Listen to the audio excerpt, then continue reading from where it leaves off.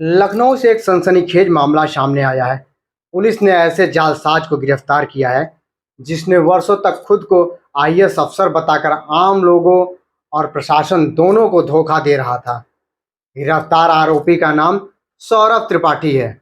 वह यूपी सरकार के कई बड़े कार्यक्रमों में बतौर विशेष सचिव शामिल हो चुका था। इतना ही नहीं, वह कई राज्यों के सरकारी आयोजनों में भी भारत सरकार का सचिव बनकर पहुंच जाता था और वहां अफसरों जैसे प्रोटोकॉल भोगता था। वजीरगंज थाना प्रभारी निरीक्षक राजेश कुमार त्रिपाठी अपनी टीम के साथ कारगिल शहीद पार्क के पास वाहनों की चेकिंग कर रहे थे। तभी एक लग्जरी गाड़ी से आरोपी वहां पहुंचा। पूछताछ के दौरान उसने पुलिस पर रौब झाड़ने की कोशिश की और खुद को बड़ा अफसर बताने लगा। लेकिन जब उससे पहचान और दस्तावेज मांगे गए तो वो इधर उधर की बातें करने लगा।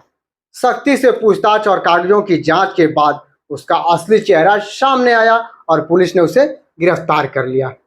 पुलिस ने आरोपी के पास से 6 लग्जरी गाड़ियां बरामद की, जिसमें डिफेंडर, फॉर्च्यूनर और इनोवा जैसी महंगी कारें शामिल हैं। इन वाहनों पर लगे सरकारी पास भी फर्जी पाए गए। आरोपी इन गाड़ियों और फर्जी पहचान का इस्तेमाल कर खुद को असली आईएएस दिखाता था और लोगों को आसानी से भरोसे में ले लेता था।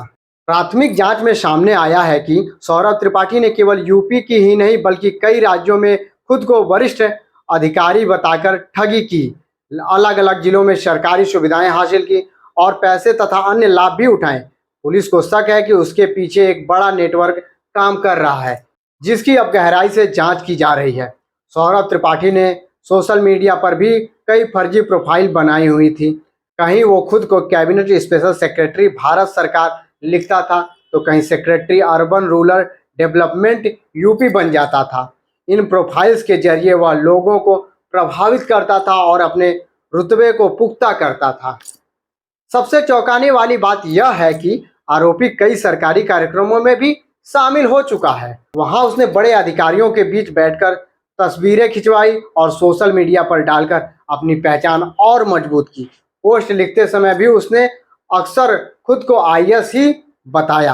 आरोपी ने न सिर्फ लखनऊ बल्कि अन्य राज्यों में भी फर्जी पहचान बनाकर प्रोटोकॉल का इस्तेमाल किया। वह अफसरों के लिए तय सुविधाओं का लाभ उठाता और सरकारी महकमे को भी धोखा दे रहा था। जब उसकी असलियत खुली तो पुलिस टीम भी हैरान रह गई कि कैसे यह व्यक्ति इतने लंबे समय तक सभी को बेवकूफ बनाता रहा। फिलहाल आरोपी से पूछताछ जारी है और पुलिस उसके पूरे नेटवर्क, बैंक खातों, जाली दस्तावेजों और अब तक की गई ठगी की जांच में जुटी है। यह मामला सिर्फ जालसाज की गिरफ्तारी की नहीं बल्कि सिस्टम में मौजूद लापरवाही की ओर भी इशारा करता है।